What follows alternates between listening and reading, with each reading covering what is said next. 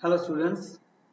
Previous lecture में हमने काफ़ी सारी जर्नल एंट्रीज गुड्स के परचेज के बारे में, सेल्स में, या फिर परचेज रिटर्न्स और सेल्स रिटर्न्स के लिए, असेट्स के परचेज के लिए, बैंक अकाउंट को ओपन करके उसमें अमाउंट पेड करने के लिए, कैश विड्रॉ करने के लिए, ड्राइंग्स के लिए, या फिर थोड़े बहुत एक्सपेंस के लिए ट्रांजेक्शन्स देखे, जर्नल एंट्रीज के डेबिट क्रेडिट के जो रूल्स है उसे देखे, अकाउंट्स को रिलीज किया, कैश ट्रांजेक्शन, क्रेडिट ट्रांजेक्शन देखा। अभी मेरे बच्चे और भी ज़्यादा प्रैक्टिस करने की रिक्वायरमेंट है, लेकिन थोड़ा थोड़ा ऐड करते जाते हैं। अभी आप बहुत ही क्लोज आ चुके हो मेरे बच्चे जर्नल एंट्रीज के अंदर, लेकिन अभी भी ज़्यादा प्रैक्टिस की ज़रूरत है। जितनी जर्नल एंट्री अच्छी तरीके से आपकी प्रिपेयर होगी, उतना ही अकाउंटिंग पावर आपका ज़्यादा रहेगा। ठीक है, तो आज कुछ स्पेशल ट्रांजेक्शन्स के बारे में देखते हैं और मैं आपको समझाता हूँ। ध्यान से देखना इस वीडियो को मेरे बच्चे। ओके, देखिए, एक ट्रांजेक्शन है यहाँ पे, cash paid for installation of machine ₹500। अब मेरे बच्चे हमेशा याद रखना कि आपके पास इंस्टॉलेशन के या फिर कोई असेट्स के लिए दो तरह के ट्रांजेक्शन्स है ना, वो आएंगे। एक, ध्यान से देखना मेरे बच्चे, एक eight the time of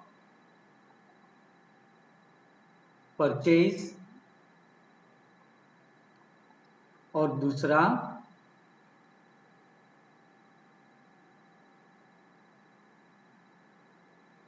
after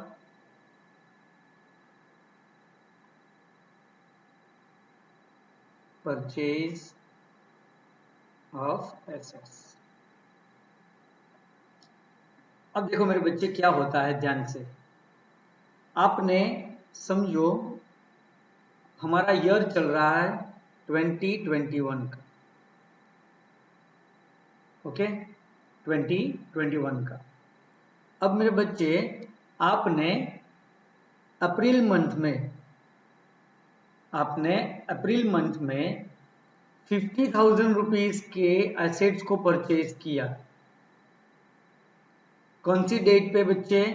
तो कि डेट यहां पे आई 1 अप्रैल 2020। ये डेट पे हमने एसेट्स को परचेज किया, राइट। यदि परचेज के टाइम पे ही आप कुछ इस एसेट्स के लिए, एसेट्स मान लो कि हमारा था मशीनरी, क्या था? मशीनरी। हमने एसेट्स के तौर पे मशीनरी को परचेज किया। कब किया? 1 अप्रैल 2020 को। ठीक है, अब मेरे बच्चे जिस दिन आपने एसेट्स परचेज किया उसी दिन यहाँ पे कुछ एक्सपेंस किए आपने, जैसे कि इंस्टॉलेशन चार्जेस,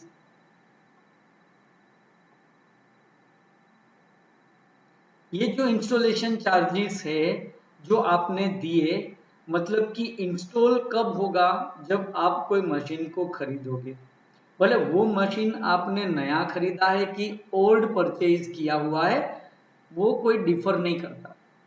आपने यदि मशीन को, वो एसेट्स को परचेज करने के टाइम पे जो भी एक्सपेंस किया होगा, वो एक्सपेंस अलग से नहीं दिखाया जाता मेरे बच्चे।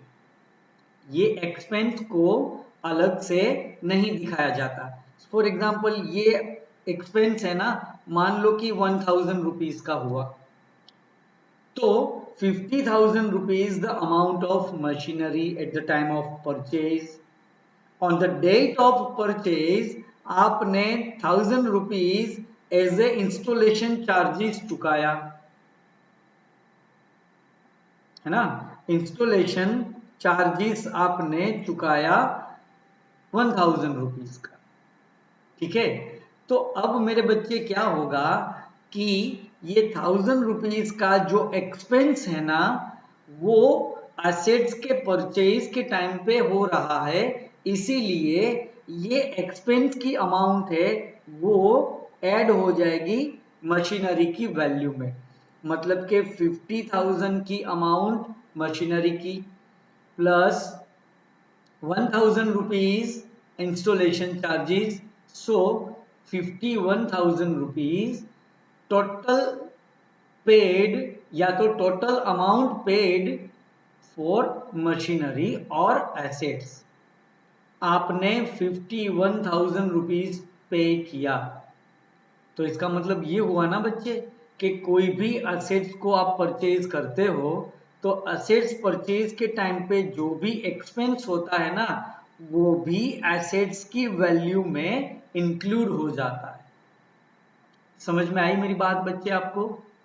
हाँ, मान लो कि मैं आपको एक नॉर्मल एग्जांपल बताता हूं कि भाई हमने एक वॉशिंग मशीन परचेज किया है ना। अब वॉशिंग मशीन आया हमें 25,000 में, ओके।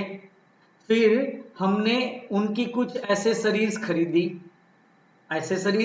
हमने, जैसे कि उनके जो पानी का आउटलेट होता है उसका पाइप हमने खरीदा, जो टैप के साथ में वाटर कनेक्शन होगा वो वाटर कनेक्शन हमने खरीदा, कुछ इलेक्ट्रिसिटी के वायर की हमें जरूरत पड़ेगी इसीलिए हमने एक्स्ट्रा वायरिंग लगवाया, वॉशिंग मशीन का हमने कवर भी खरीदा, वॉशिंग मशीन का हमने स्टैंड खरीदा। तो ये सब जो एसेसरीज हमें खरीदनी पड़ी ना, मान लो कि उसके पीछे हमने 5,000 रुपीज का एक्सपेंस किया, ठीक है। फिर क्या हुआ, तो कि भाई 1,000 रुपीज है ना, वो 1,000 रुपीज आपको इंस्टॉलेशन चार्जेस चुकाने पड़ेंगे, 1,000 रुपीज आपको इंस्टॉलेशन चार्जेस चुकाने पड़ेंगे। अच्छा, 500 रुपीज है ना, आपने ट्रांसपोर्टेशन चार्जेस चुकाया, क्योंकि वो शॉप के वहां से हमारे घर तक उसे लेके तो आना पड़ेगा ना। हाँ, तो इस तरह से हमने ये मशीन खरीदा 31,500 में।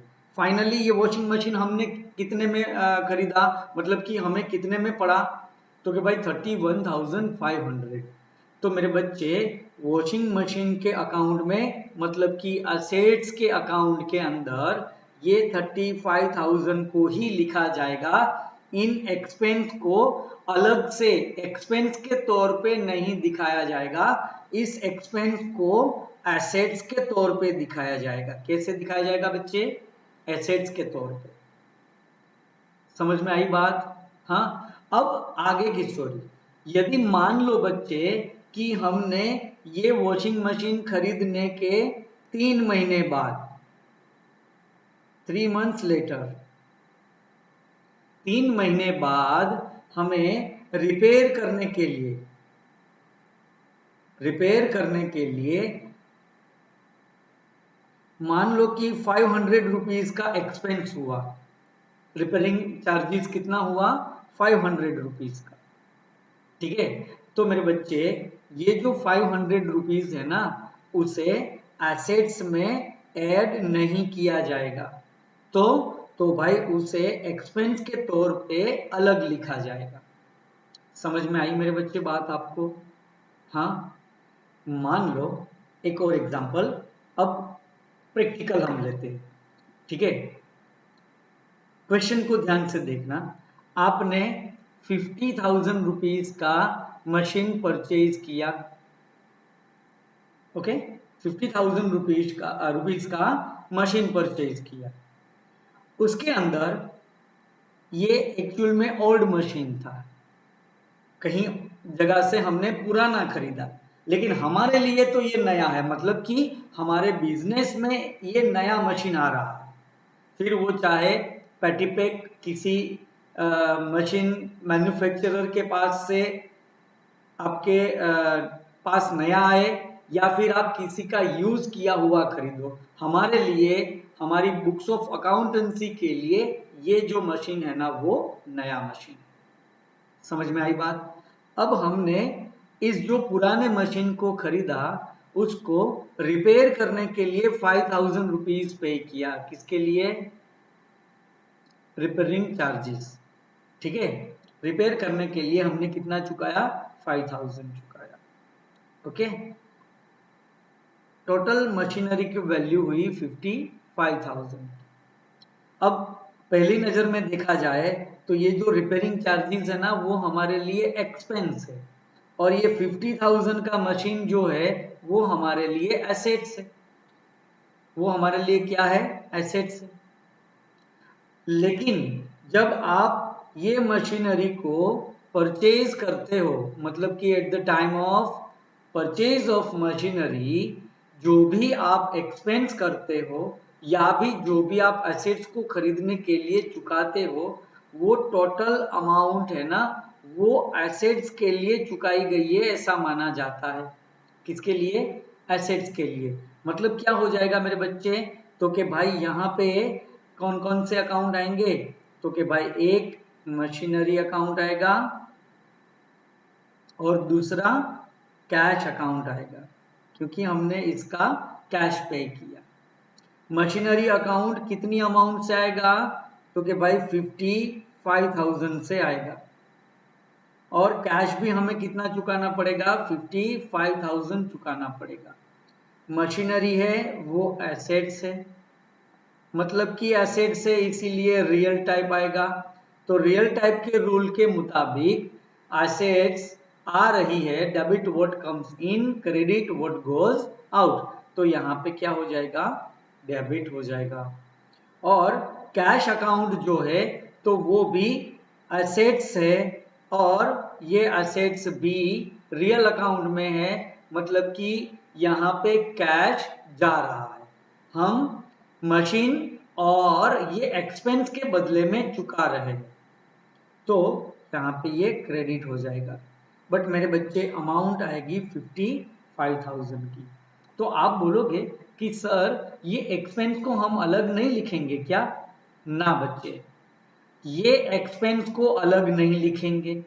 दूसरा, ये रिपेयरिंग एक्सपेंस के ऊपर नॉमिनल अकाउंट का चार्जेस नहीं लगेगा और ना ही उसका कोई रूल लगेगा।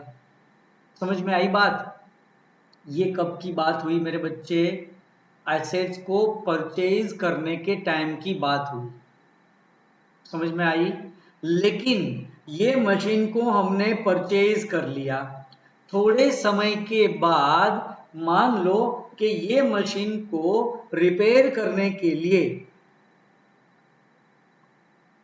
रिपेयर चार्जेस ऑफ मशीनरी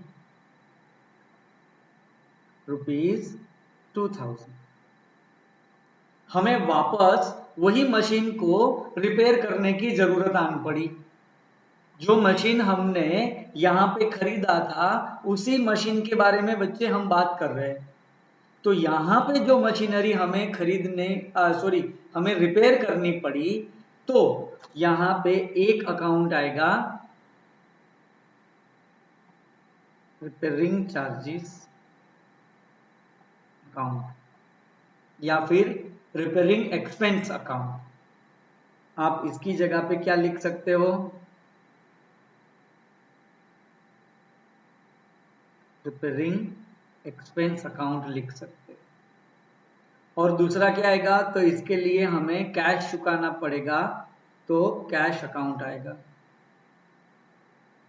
ठीक है, 2,000 रुपीज हमने रिपेयरिंग का चुकाया, 2,000 रुपीज हमने कैश चुकाया। ठीक है, रिपेयरिंग एक्सपेंस मतलब कि ये एक्सपेंस का अकाउंट, मतलब कि ये नॉमिनल अकाउंट हुआ। नॉमिनल अकाउंट का रूल क्या था बच्चे? Debit the expense and credit the income. तो यहाँ पे एक्सपेंस है इसीलिए रिपेयरिंग एक्सपेंस अकाउंट डेबिट होगा। और यहाँ पे कैश मतलब कि रियल अकाउंट का टाइप है। कैश हमारी जा रही है, एक्सपेंस हम चुका रहे हैं, पेड कर रहे हैं, तो मतलब यहाँ पे जो ये एक्सपेंस होगा वो क्या होगा? क्रेडिट होगा। मतलब क्या हुआ मेरे बच्चे कि कोई भी एसेट्स को परचेज करने के टाइम पे जो एसेट्स को परचेज करने के टाइम पे जो एक्सपेंस लगता है वो एक्सपेंस अलग से नहीं दिखाया जाता, उसी एसेट्स की वैल्यू में ऐड हो जाता है। समझ में आई मेरे बच्चे बात? लेकिन आफ्टर परचेज ऑफ असेट्स, वो परचेज करने के बाद के समय में कभी भी उस असेट्स के पीछे आप एक्सपेंस करते हो तो वो एक्सपेंस के टाइप में लिखा जाएगा, एक्सपेंस के तौर से लिखा जाएगा, उसे असेट्स में ऐड नहीं किया जाएगा। क्योंकि मैंने अभी अभी मेरे बच्चे आपको वॉशिंग मशीन के बारे में बताया, तो वॉशिंग मशीन के टाइम पे जो भी खर्चा लगेगा, चाहे वो रिपेयरिंग का हो, चाहे वो ट्रांसपोर्टेशन का हो, चाहे वो इंस्टॉलेशन का हो, चाहे वो एसेसरीज का हो, जो भी एक्सपेंस होगा, लेकिन eight the time of purchase of washing machine तो क्या हो जाएगा मेरे बच्चे, तो कि भाई वो एक्सपेंस असेट्स में ऐड हो जाएगा, असेट्स की वैल्यू में ऐड हो जाएगा, उसे अलग से नहीं दिखाया जाएगा और वहां पे एक्सपेंस का अकाउंट मतलब के नॉमिनल टाइप का अकाउंट नहीं आएगा। लेकिन परचेज के बाद कभी भी वहां पे रिपेयरिंग का खर्चा हुआ, कोई एक्सपेंस आपने किया, तो वो एक्सपेंस क्या हो जाएगा, नॉमिनल टाइप में लिखा जाएगा, फिर वो वापस एसेट्स में ऐड नहीं होगा। मैंने वॉशिंग मशीन खरीदा, 1 साल के बाद या 6 महीने के बाद उसमें कुछ गड़बड़ी हो गई, प्रोग्रामिंग की एरर आ गई, या फिर मशीन कुछ खराब हो गया, रिपेयरिंग चार्जेस मैंने चुकाए, रिपेयरिंग एक्सपेंस मैंने 1000 रुपीज चुकाए, तो वो यहाँ पे जो 1000 रुपीज हमने चुकाया वो वॉशिंग मशीन की वैल्यू में ऐड नहीं होगा, क्योंकि ये transaction at the time of purchase नहीं है, आफ्टर परचेज ट्रांजेक्शन है। समझ में मेरी बात आई बच्चे आपको? कोई भी एसेट्स को जब आप परचेज करते हो तो परचेज के टाइम पे जो भी एक्सपेंस कहा जाएगा, किया जाएगा, उसे एसेट्स में ही इंक्लूड कर दिया जाएगा, अलग से वो एक्सपेंस को नहीं लिखा जाएगा। लेकिन जब बात आएगी मेरे बच्चे आफ्टर परचेज, यदि आप असेट्स के पीछे, असेट्स के लिए कोई एक्सपेंस कर रहे हो, तो ये जो एक्सपेंस होगा वो अलग से एक्सपेंस के तौर पे दिखाया जाएगा, एसेट्स के तौर पे नहीं दिखाया जाएगा। Is that clear? आपको समझ में आया मेरे बच्चे? हाँ, तो अब एक बार और यहां पे आप फर्स्ट ट्रांजेक्शन को पढ़ो, cash paid for installation of machine. आप मुझे बताओ मेरे बच्चे कि इंस्टॉलेशन करने की रिक्वायरमेंट कब होती है? जबकि आप नया मशीन परचेज करते हो तब उसका इंस्टॉलेशन होता है ना? हर 3 महीने के बाद इंस्टॉलेशन नहीं होता मेरे बच्चे। तो इंस्टॉलेशन वर्ड खुद ही बताता है कि ये जो एक्सपेंस हुआ वो expense eight the time of purchase of machinery है। अब परचेज के टाइम पे जो भी एक्सपेंस होगा वो असेट्स में ऐड हो जाएगा, इंक्लूड हो जाएगा। समझ में आई मेरी बच्चे बात? तो यहां पे आपको मशीनरी की वैल्यू नहीं दी हुई है कि मशीन कितने में खरीदा, वो नहीं दी है, सिर्फ उसके इंस्टॉलेशन चार्जेस के बारे में बताया है।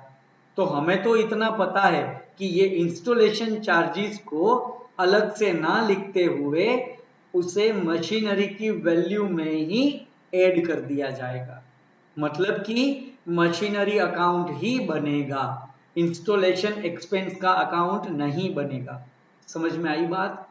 हाँ, तो यहां पे ये ट्रांजैक्शन में एक अकाउंट बनेगा मशीन अकाउंट और दूसरा बनेगा हमने कैश पेड किया है इसीलिए कैश अकाउंट। समझ सकते हो ना मेरे बच्चे आप? ये जो ट्रांजैक्शन है उसे आपको ध्यान से समझना होगा। At the time of purchase of assets और after purchase of assets. At the time of purchase of assets यदि एक्सपेंस हो रहा है तो वो असेट्स की वैल्यू में ऐड हो जाएगा, एक्सपेंस का अकाउंट ओपन नहीं होगा। जो भी एक्सपेंस होगा वो असेट्स में ही इंक्लूड हो जाएगा या तो असेट्स के तौर पे ही दिखाया जाएगा।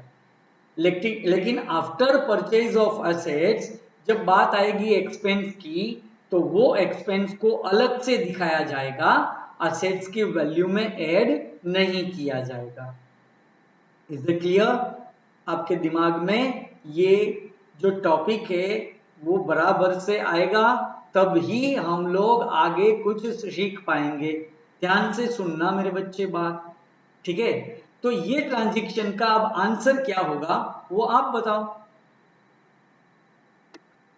तो मेरे बच्चे ये ट्रांजैक्शन का आंसर होगा ए। ये ए के लिए कौन सा ट्रांजैक्शन होगा बच्चे?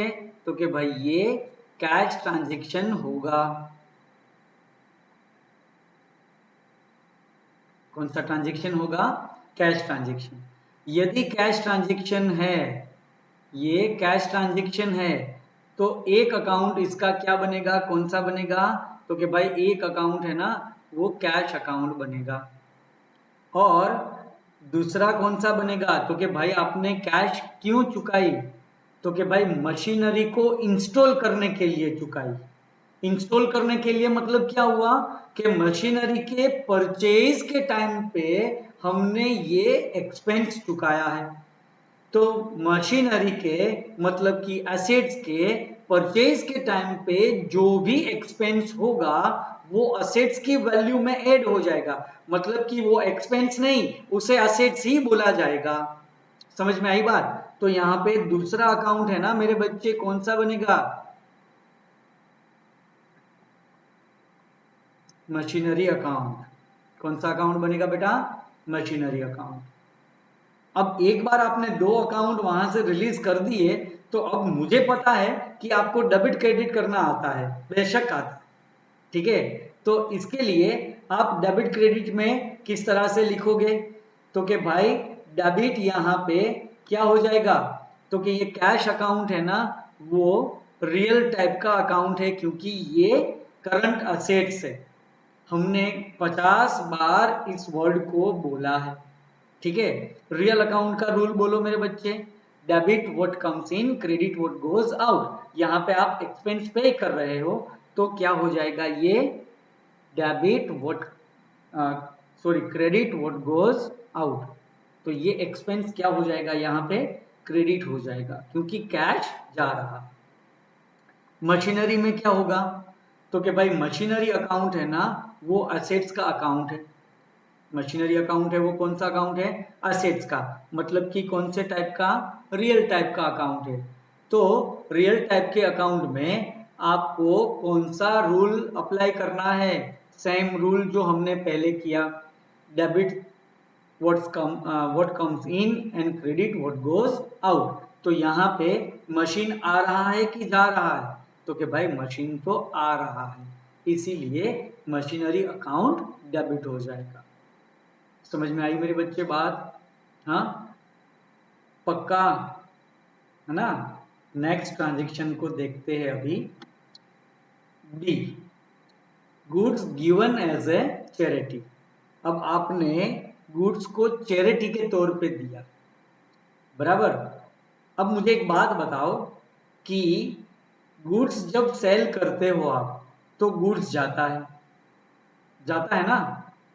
जब ऑनर अपने पर्सनल पर्पस के लिए ले जाता है तो भी गुड्स जाता है। जब आप किसी बंदे को, किसी कस्टमर को फ्री गुड्स एडवर्टाइजमेंट के तौर पे, सैंपल के तौर पे देते हो तो भी गुड्स जाता है ना? इन सब ट्रांजैक्शन में गुड्स जा रहा है, लेकिन एक अकेला सेल्स है ना, वो अलग है। क्यों? तो कि भाई सेल्स करने के बाद उस ट्रांजैक्शन से हमें मनी रिसीव होगा, या तो अभी या तो बाद में, लेकिन अमाउंट, पैसा मिलेगा। लेकिन मेरे बच्चे, ये चैरिटी में दिया हुआ गुड्स ओनर ने अपने पर्सनल पर्पस के लिए विड्रॉ किया हुआ गुड्स, एडवर्टाइजमेंट के तौर पे, सैंपल के तौर पे दिया हुआ गुड्स, वो कभी मेरे बच्चे उनके बदले में कुछ हमें मिलने वाला नहीं है। इसीलिए मैंने आपको बताया था कि परचेज अकाउंट वहां पे दूसरा डिफाइन होगा। क्यों?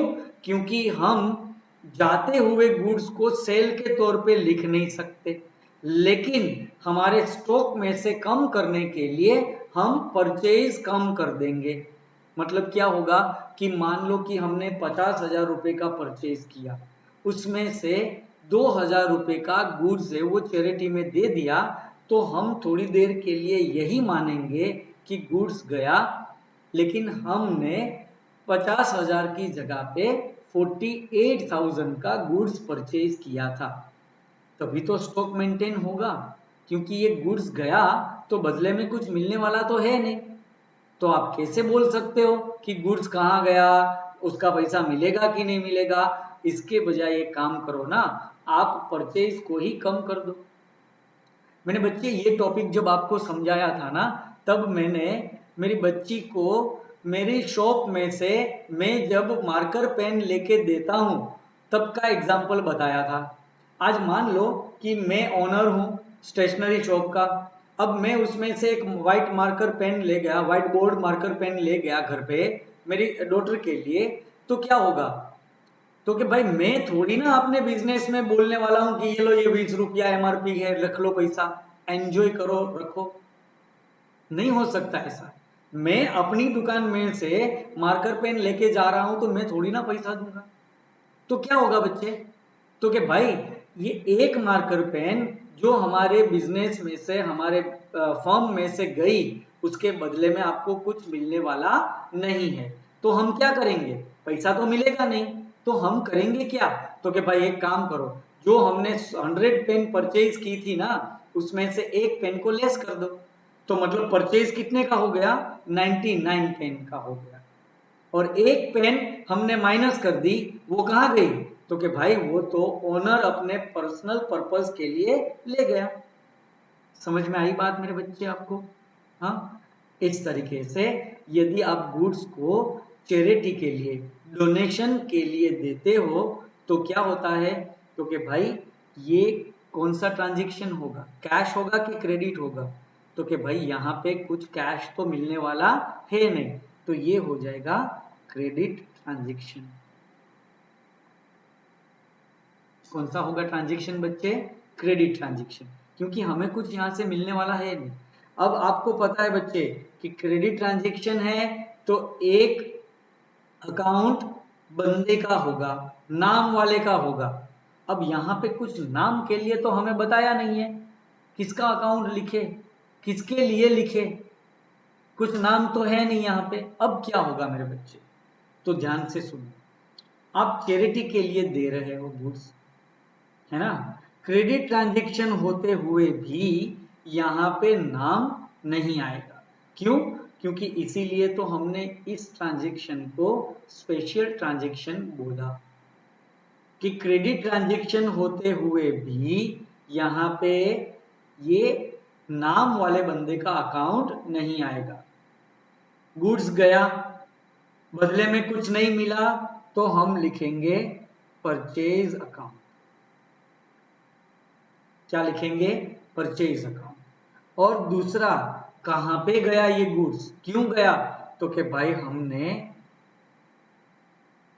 डोनेशन या तो चैरिटी को किया, तो डोनेशन और चैरिटी अकाउंट ये आ जाएगा। अब ये डोनेशन और चैरिटी हमारे लिए क्या होंगे? तो कि भाई हमारे लिए ये तो एक्सपेंस होंगे। क्या होंगे? एक्सपेंस।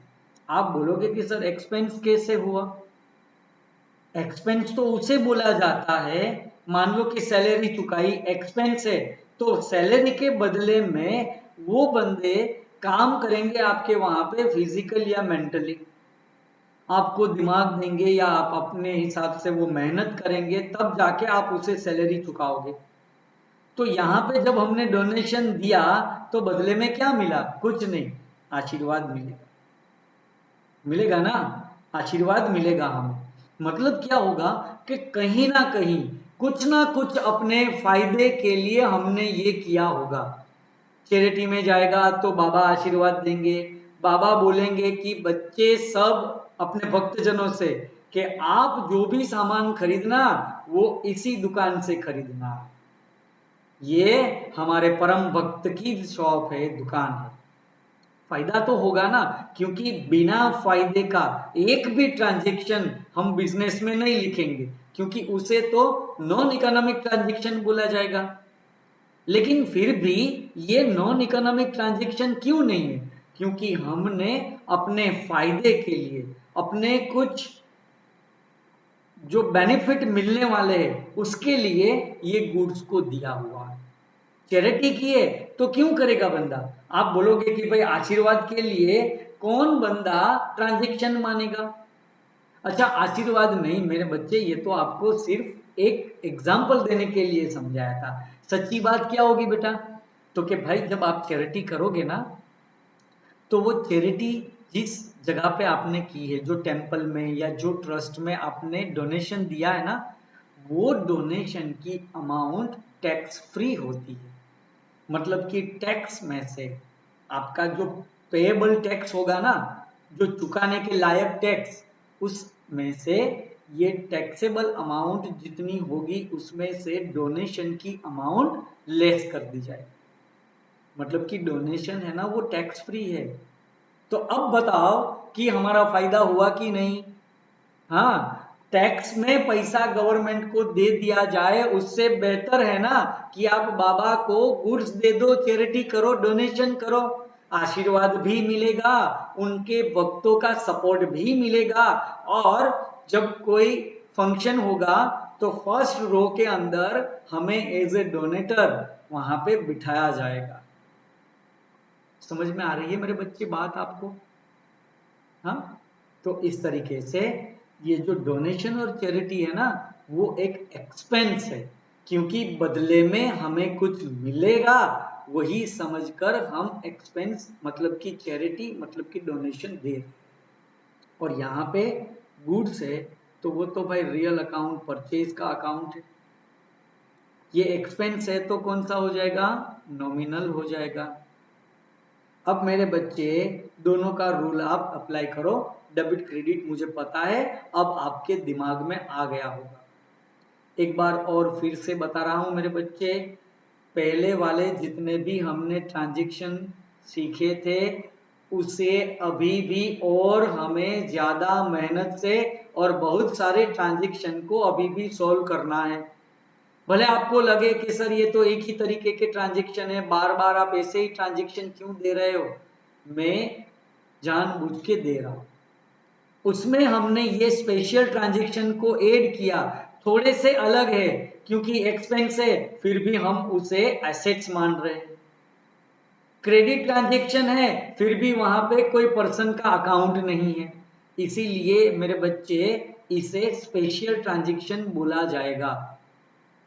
समझ में आ रही है मेरे बच्चे बात? तो परचेज रियल अकाउंट, परचेज यहां पे क्या होगा? गुड्स आएगा कि जाएगा? तो कि भाई गुड्स जाएगा, तो यहाँ पे क्या हो जाएगा? क्रेडिट हो जाएगा। और ये जो नॉमिनल अकाउंट में एक्सपेंस हमने लिखा, तो एक्सपेंस हमेशा डेबिट होते हैं। तो हमें तो पहले ही पता है कि भाई एक अकाउंट डेबिट होगा और दूसरा अकाउंट है वो क्रेडिट होगा, ये तो हमें एकदम बराबर से मालूम है। तो ये मेरे बच्चे ट्रांजैक्शन आपको मालूम पड़ा।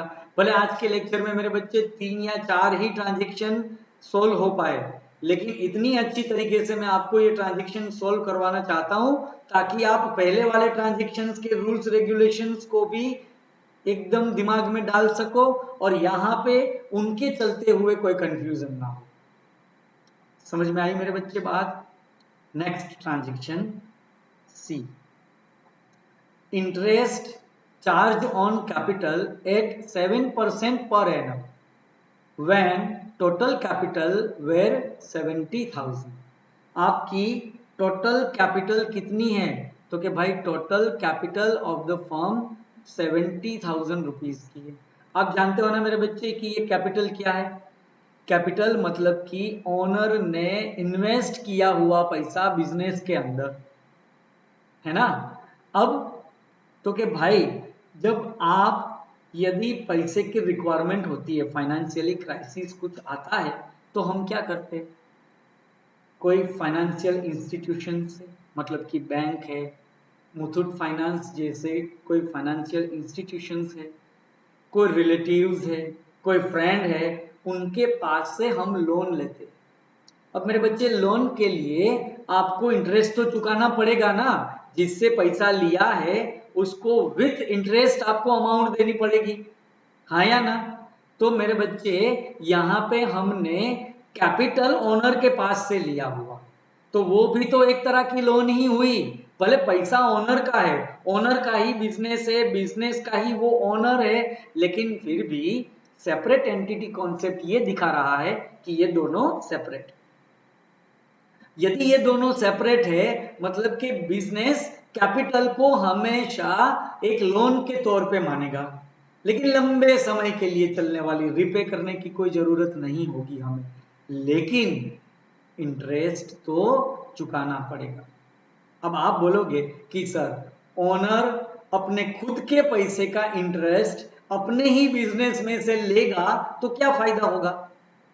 अच्छा, मुझे एक बात बताओ बच्चे, हमें हमेशा कौन से पॉइंट ऑफ व्यू से सोचना है? फर्म के। Very good. फर्म के पॉइंट ऑफ व्यू से सोचो, कैपिटल हमने ओनर के पास से ली हुई है, करेक्ट? उसका इंटरेस्ट हमें हमें मतलब कि बिजनेस के पॉइंट ऑफ व्यू से, याद रखना, चुकाना पड़ेगा। तो यदि आप इंटरेस्ट चुकाते हो तो वो हमारे लिए क्या हो जाएगा? एक्सपेंस हो जाएगा, करेक्ट मेरे बच्चे? वो क्या हो जाएगा? एक्सपेंस। मतलब कि आप इंटरेस्ट बैंक में चुकाओ, मतलब कि आप इंटरेस्ट कोई किसी फाइनेंशियल इंस्टीट्यूशन को चुकाओ, मतलब कि आप कोई इंटरेस्ट अपने फैमिली फ्रेंड्स या रिलेटिव्स की लोन पे चुकाओ। सेम एज वे कैपिटल के ऊपर भी आप जो इंटरेस्ट चुकाते हो, तो ये सारे इंटरेस्ट हमारी फर्म के लिए, हमारे बिजनेस के लिए क्या हो जाएगा? एक्सपेंस हो जाएगा बच्चे, ठीक है? अब एक्सपेंस को यदि आप बुक में लिखते हो, ध्यान से सुनना, एक्सपेंस को आप बुक में लिखते हो तो ऑफ कोर्स आपका प्रॉफिट है ना, वो कम हो जाएगा। अब आप सोचोगे कि ये नया वर्ड आप कहां से लेके आए, तो कि भाई ये प्रॉफिट वाला वर्ड तो आप काफी सालों से जानते हो। कैसे मिलता है मेरे बच्चे प्रॉफिट? सो सिंपल, मिली हुई इनकम में से चुकाए हुए एक्सपेंस को माइनस कर दो, आपको प्रॉफिट मिल जाएगा। सीधी सीधी बात है ना, जितनी इनकम हुई वो इनकम में से एक्सपेंस को माइनस कर दो, आपको क्या मिल जाएगा? प्रॉफिट। इनकम में से क्या माइनस किया बच्चे? एक्सपेंस। इसका मतलब ये हुआ ना कि जितने एक्सपेंस आप ज्यादा दिखाओगे उतना प्रॉफिट कम होगा, हाँ या ना? उतना प्रॉफिट कम होगा, और जितना प्रॉफिट कम होगा सामने उतना ही टैक्स आपको कम भरना पड़ेगा। बताओ मुझे किसका फायदा हुआ?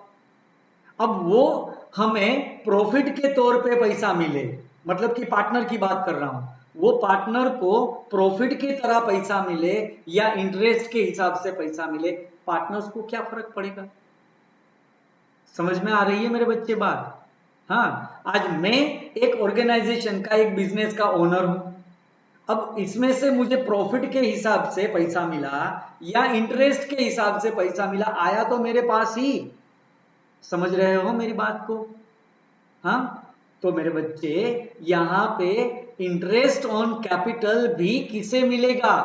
पार्टनर को, मतलब कि ओनर को। और प्रॉफिट भी किसे मिलेगा? ओनर को। लेकिन फर्म को फायदा होगा टैक्स का, जितना प्रॉफिट कम उतना टैक्स कम। समझ में आई मेरे बच्चे बात? तो यहां पे टोटल कैपिटल की अमाउंट 70,000 है, उसमें 7% पर एनम आपको बोला गया है कि इंटरेस्ट ऑन कैपिटल कैलकुलेट करना है।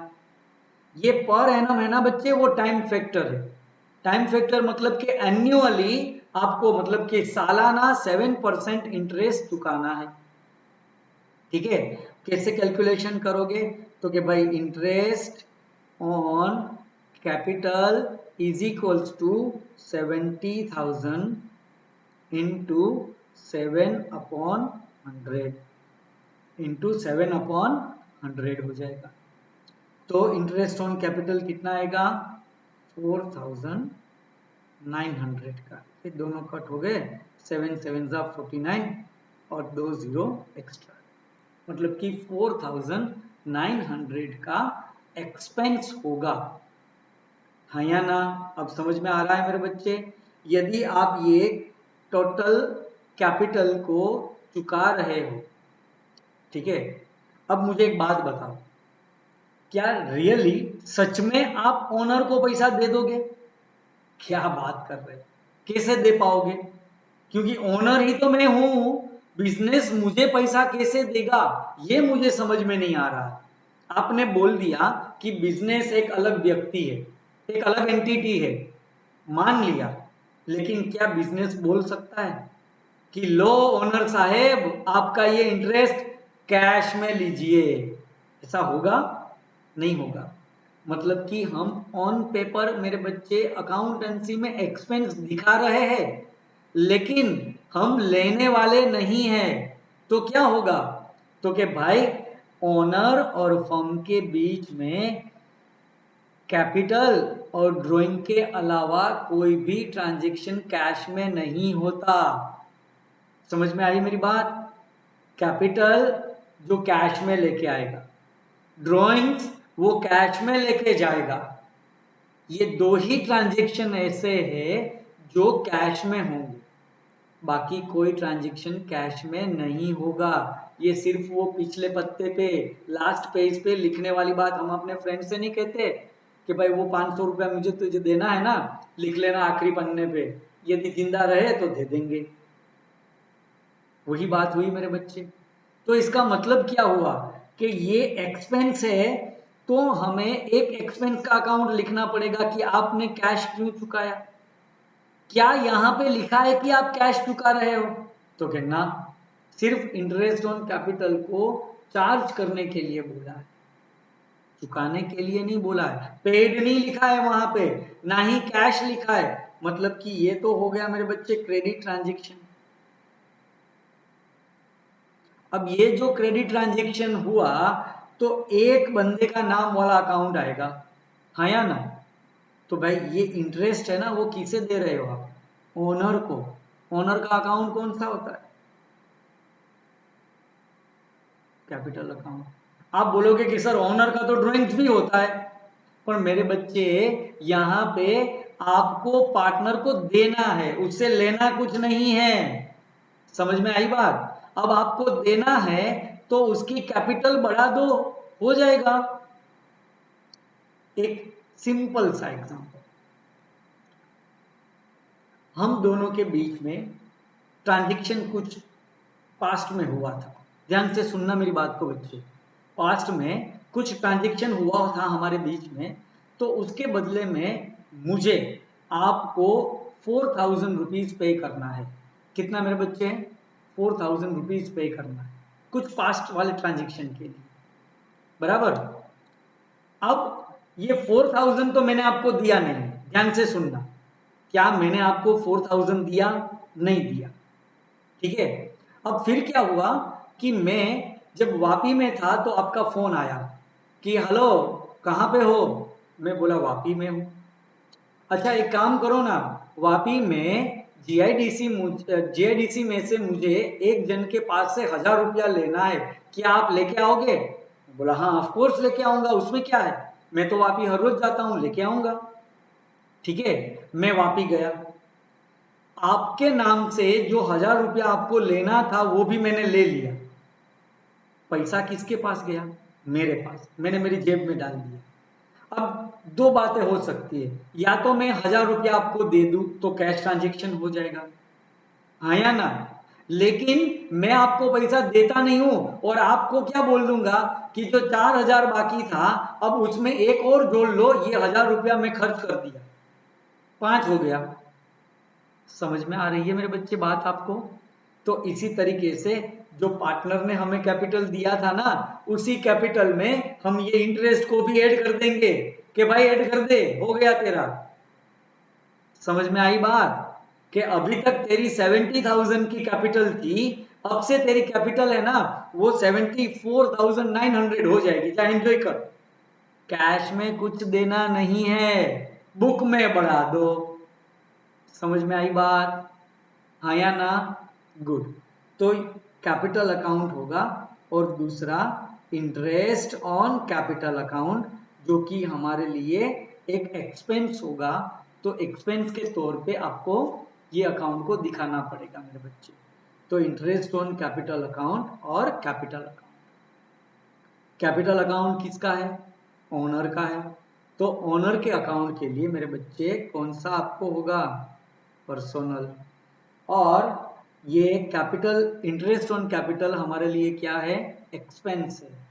इसके लिए आपको पर्सनल और एक्सपेंस के रूल, एक्सपेंस माने के नॉमिनल के रूल आपको लगाना पड़ेगा। तो ये नॉमिनल का रूल क्या हो जाएगा मेरे बच्चे, और पर्सनल का क्या होगा, जिसे आप बखूबी जानते हो। पर्सनल के लिए मेरे बच्चे यहाँ पे debit the receiver and credit to the giver. अब मुझे एक बात बताओ कि यहाँ पे जो ओनर है वो रिसीवर है कि गिवर है, मतलब कि वो दे रहा है कि वो ले रहा है? तो क्या ऑफ कोर्स वो क्या कर रहा है? क्या कर रहा है?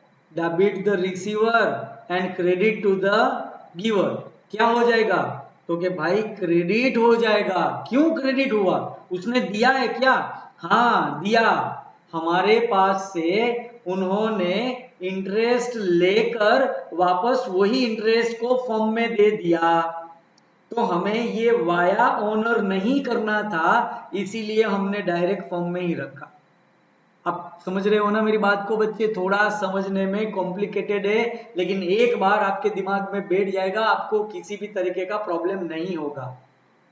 ध्यान से सुनो, इंटरेस्ट हमें किसको देना था? ओनर को। मान लो दे दिया, फिर वही पैसा ओनर ने कहां पे डाला? बिजनेस में। तो वाया ओनर वो पैसा वापस कहां पे आ गया? बिजनेस में आ गया।